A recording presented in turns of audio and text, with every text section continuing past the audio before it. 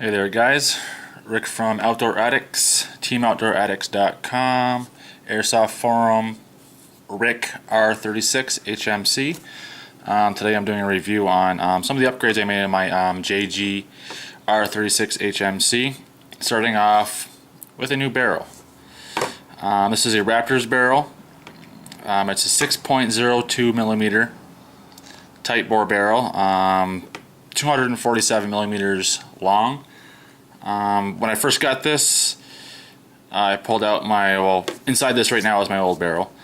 When I pulled out the other barrel and matched it up with my old barrel, the Raptors barrel is actually shorter, but I do not think it made any difference at all with the length opposed to the performance.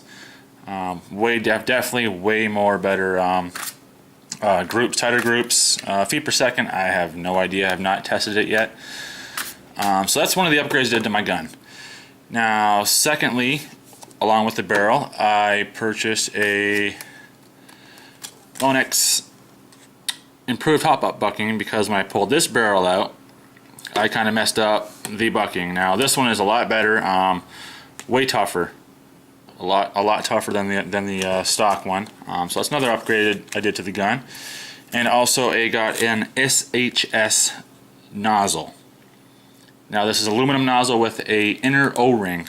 I highly suggest these nozzles, or any nozzle that has an inner O-ring, opposed to the stock nozzles, because the stock nozzles leak like crazy. First off, I tested the stock nozzle. Once I had the gearbox open, put on the stock nozzle onto the cylinder head, pushed the piston through the cylinder, and it leaked like crazy. So I then put this on, and every time I pushed the piston through the cylinder head would actually pop before any air would leak out of this nozzle. So highly suggest this. I guess when it comes to firing, I guess it'll help a lot. You don't lose that air, you get that extra air. That way you can keep your feet per second continuous, always the same. That's the outside of the gun. Now for the internal of the box, what I did was, let me move this stuff out of the way. I got let's start off with a SHS Super Shooter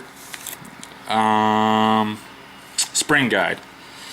Metal with bearings. Very awesome, very awesome. Also an SHS Super Shooter piston head with bearings, and then an SHS Super Shooter M120 spring.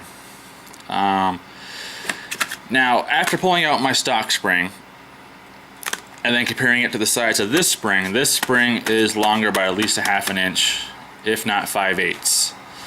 And also the stock spring guide, plastic. Now these come with an O-ring, with the bearings on it.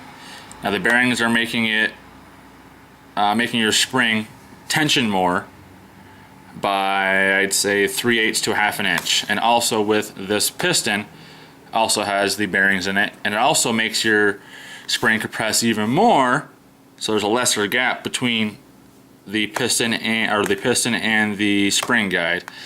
So that's what made this one so difficult to put in. Managed to do it. I did it a couple times just to test it, just to make sure after I shimmed out my gearbox, I didn't want to try putting the spring in and this thing just flies off and everything goes flying everywhere. So before I put the gears in, shinned them up, I put this thing in here a couple times, got the same rhythm going, worked out perfectly. Now, with that being said, I also shimmed out my gearbox. I also put in SHS Super Shooter 7mm bearing bushings. The stock box had the nylon bushings. Crap. Just blech. Not even good. And also when I opened up the box, before I even opened it up actually, took the motor off, and the shim job was ridiculous. Wasn't shimmed out very well. So again, I got some more SHS shims. Got a shim kit, and I spent at least an hour and a half shimming this box perfectly to where once I put the motor on, put everything in, tighten the gearbox up, there was very minimal to almost no play in the gears at all with the motor on. I suggest shimming the box, then putting your motor in and see if there's any play. Because you don't want that motor to go in there too far and there'd be too much tension on the gear that touches the motor. I forget the name, I'm sorry. Because as soon as you go to put that in there and you tighten your box up, blah blah, you know, get ready to start firing it, you're just gonna chew the crap out of it. So yes, highly suggest you take your time shimming up the gearbox. Now, after shimming the gearbox, I used a good high quality lithium grease fortified with Teflon. Now this is a DuPont grease. Has nothing to do with Airsoft, so you can't find it when you type in Airsoft, stuff like that. All this stuff I purchased off of eBay from 2 different stores which had the lowest and best prices, all with free shipping. I'm an eBay junkie, so that's how it works. Bargain shop. But SHS, very, very good quality on anything. Also with the Raptors barrel, very highly recommend that. Thing is sweet. Also, it is not a brass like this one is. It is a stainless steel barrel. The finish on it, the cuts, everything is just awesome. Very awesome. Now this is for shimming the gears. You know, put some on the rings, some on the gears, on the bushings, on the bearings, stuff like that. Was sure not to over lube it because I don't want to freaking just over lube it and have my whole inside of my box all messy and goopy and stuff like that. Then have that chance of the grease somehow getting to the electrical system, stuff like that.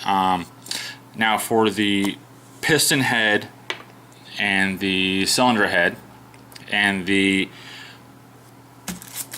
O nozzle, got a good high quality silicone lube. This lube right here is used for scuba diving, for all the O-rings and stuff like that inside the and the scuba gear, however they do it. I don't scuba dive, so I wouldn't know. But very, very good quality stuff. You put it in there, it's kind of thick. Both the melting points on both of these lubes are 400 and above. So there's no way my inside of my gearbox is going to reach 400 degrees. If it does, then I did something wrong. So anyways, after doing all this stuff here, I was going to test fire my gun and give you guys a demonstration as to, you know, the improvements it's made. I've never did get the FPS or the rate of fire tested yet, but just by shooting it and seeing how it performs, FPS is way up there for sure. Considering, you know, it was like 350, it may be shooting 380 to 90 now with the M120 spring in there. Also with both of these, the spring guide and the piston head, also compressed the spring even tighter. So now once the piston comes back and further, there's even more tension on the spring, and it launches like crazy. I mean, you almost have a recoil to my gun now, which is pretty sweet. So I'm gonna get to showing you guys a couple videos I made yesterday by shooting my gun. The first one, both the videos are from 60 feet away. The first one is from me sitting on a chair at a table and shooting, and I did not have my green dot sighted in very well, because after putting everything back together, I never did sight it in for the new FPS and the performance of the gun, and I was kind of all over the place. But still, tight group, 60 feet, 20 yards. And the second clip is going to be me actually standing and shooting from 60 feet, 20 yards. I tweaked with my green dot a little bit, sighted in a little bit more, and the groups are pretty dang good. I'm very surprised. So I'm going to jump straight to that clip right now and you guys can watch them. Hope you enjoy. Okay, here's G36. I'm gonna shoot down to there, which is 20 yards, roughly 60 feet. Oh, I'm gonna set it up.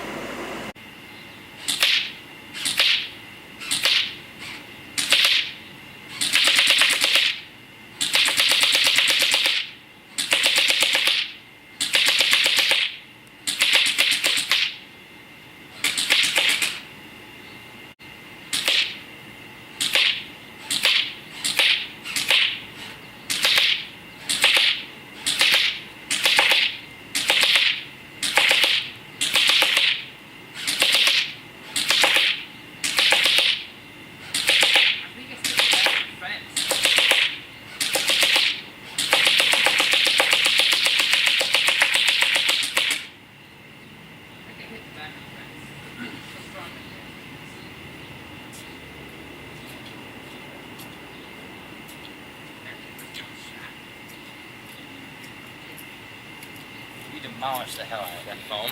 I did blast the crap out of it. I have to do is... It didn't go through once, but there's the baby.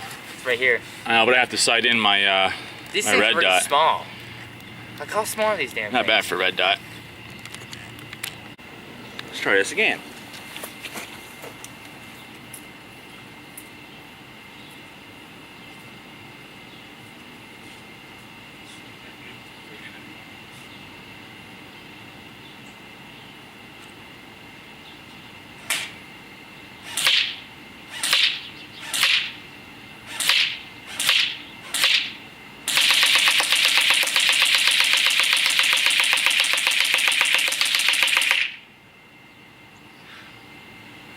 It's gonna hurt a lot.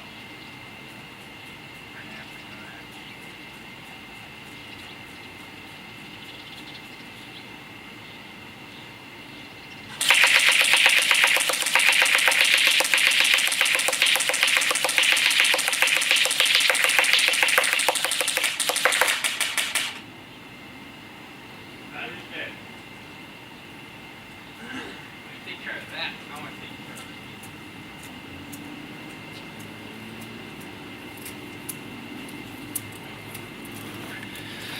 Much better, and now that was on a dead battery. I just drained my battery doing this. So this is gonna hurt a lot. Sorry, peoples. All right, couple few strays here, here, here, here, here, here, here. That tight bore barrel makes a huge difference. And sighting in your red dot too. Battery's dead completely. So not bad for a dead battery, or dead battery. Okay, now after watching the videos, I have a few things to point out. First off, I didn't realize it, but after the videos were done, that my battery was almost completely dead. So the very first video you guys watched, where everything was scattered all over the place, and you heard my gun struggling a little bit, that's because the battery was almost completely dead. And also, I'm using King Arms Platinum Series BBs. They are not the best, but they're not the worst either. You know, the guy sold them to me when I bought this gun. I bought this gun used for $125 out the door, and put about $50 into it. I'm hoping this thing will last me quite a while.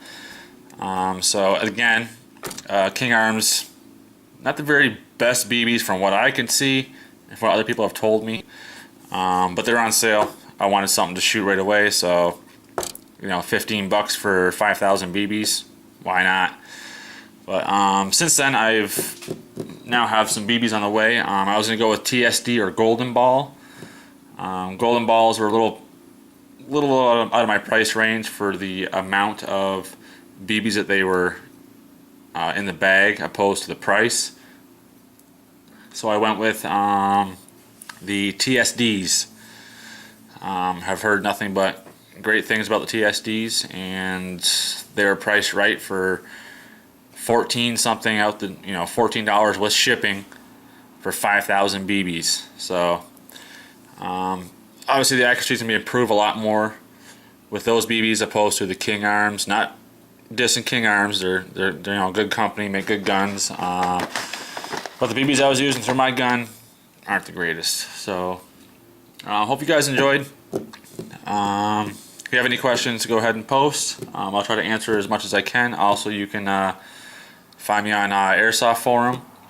It's Rick R36 HMC under the new members. So if you have any questions, go ahead. Feel free to ask, and I will try to answer as much as I can. All right, guys. Thanks. Bye.